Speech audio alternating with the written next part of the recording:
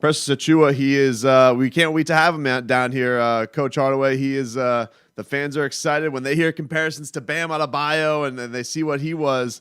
They don't mind having another one of those. So your reaction to Miami picking him up last night, an awesome night in the draft for you. You guys had a couple of first-round picks.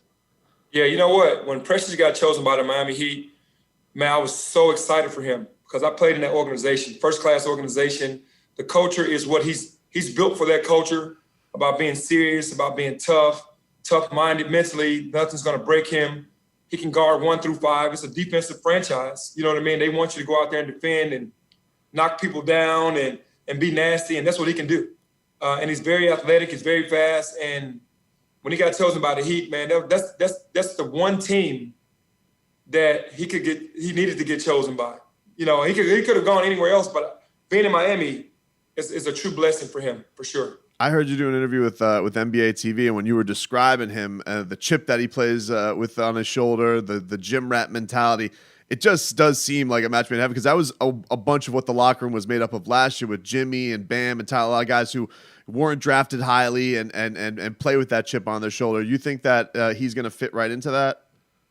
Yeah, absolutely. You know, I coached Bam Adebayo in AAU, so I remember Bam's conversations about what he wanted out of life, and Precious is the same thing. You know, he's built the same way Bam is and Jimmy is, as far as like he's going to take any challenge. He's going to go out every night playing as hard as he can, because he's going to feel disrespected by dropping so low in the draft and the teams that passed up on him. And he's going to give Miami all he has, because he's going to appreciate Coach Riley and the crew for choosing him. Can you talk about the growth that Precious had throughout your season? There was a switch up that you guys had in the middle, and he had to take more of a role. What did you see from him in the middle of your year when he had to take more responsibility? Yeah, Precious came in wanting to be a perimeter player, and I just told him, right away that you have to be who you are first, and then when you get to the league, they'll develop you. And what teams want to see is your grittiness, your toughness, your maturity, your ability to rebound the ball out of your area, in your area, protect the rim. And when James left, he had to do all of that for us. So that was really, a blessing in disguise for Precious for James to leave. It hurt our team, but it put him in a position where he had to do everything at a major level on a nightly basis. And the other teams knew that he was the man on our team, and he still came out and produced on a nightly basis. And for us to finish 5th in our conference and the coaches to vote him Player of the Year and Freshman of the Year shows you what the respect that he earned in this league. You obviously were drafted very high. How does getting drafted very high compare to you as a head coach, big college program, seeing a night like last night? What does that mean for your program? Can you compare the feelings of what it's like? It's got to be immense pride for you. Yeah, it's a lot of pride for sure. When I got drafted, that draft day changed my family's life forever. It did, because going into the NBA, living a dream, you're able to take care of your family. It's an amazing feeling as a player. As a coach, to know that your players are going through that same experience where they've changed their lives forever, their dreams, the things that they've worked so hard for their entire life have finally come true, it's definitely a proud moment. What did you get to talk to Precious at all last night? Text or phone? What was I called him after. I called him before and told him that I was going to phone him, that I was going to be with James in Nashville, and that I was going to call him after he got drafted. And as soon as he got drafted, I called him, and man, he knows that that's a perfect fit for him. What was could you share anything of your memories with Miami? Did you give him any tips and whatnot of what it might be like with Riley and the culture and all that type of stuff and Spo? Yes, I've spoken to him about the culture, man. It's the best culture that I've seen on that level, because Coach Riley holds you and Coach Spo, they hold you accountable for every single thing that you do. They love on you and they treat you like you're supposed to be treated. But when it comes to the work, there are no exceptions. There's no mediocrity anywhere. And he's ready for that. He's a mature kid. They're getting a kid that's going to come in and understand what it's like. And he's going to fit right into that mold, because that's the way he handled himself here as a player in that type of an environment where he wants to be, where everyone's serious, everyone wants to win, everybody's in it together, and then he'll flourish in that system. I heard you say that he put in more workout time in the gym than anybody on your team last year. Do you have a Precious gym rat story? Is there one that sticks out in your mind? Like, oh man, this guy, he's serious about it.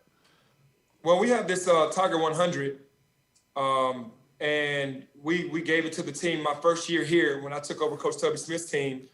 And I think maybe 26 was the highest amount of sessions that anybody had. Precious had 300 sessions. Whoa. So the closest the year before was 26. He did 300. So that lets you know how hard he works. Good God. Wow. That is quite impressive. Before we get you out of here, Coach, with you talk about the fit and everything that he brings to the table. A lot of people today, they want their big men to do everything. They want them to have the stroke and all that type of stuff.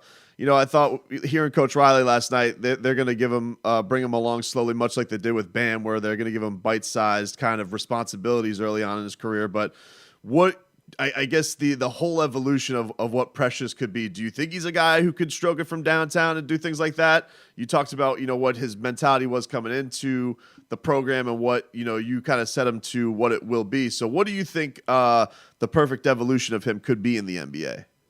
Well, I think he could definitely evolve into Defensive Player of the Year. And then he can be more of a Bruce Bowen type player where he can knock down trades, but then stop the other team's best player. He'll definitely work and grind to get to that point. He will be a spot-up shooter that can knock down open shots at a high clip at some point in his career because he just works so hard. But his ceiling is, all-star on the defensive level, like being the best defensive player on the Eastern Coast in the NBA. He'll thrive for that because he can guard 1 through 5. He can move his feet and he can be that guy. So instantly, the bite size will be, making him spot up, making him be a slasher right now, and then allowing him to shoot threes later on in his career. But instantly, he will be a guy that Coach Riley will believe in that, hey, put him out there to stop the top guys on the Eastern Conference, and he will do that. He'll have success doing that. Well, congratulations for your program. That was an awesome day for you guys yesterday. You're doing a fantastic job at Memphis, and thank you for giving us some time, busy time for you, so thank you for spending some of it with us. Yeah, no problem. Thank you very much for having me.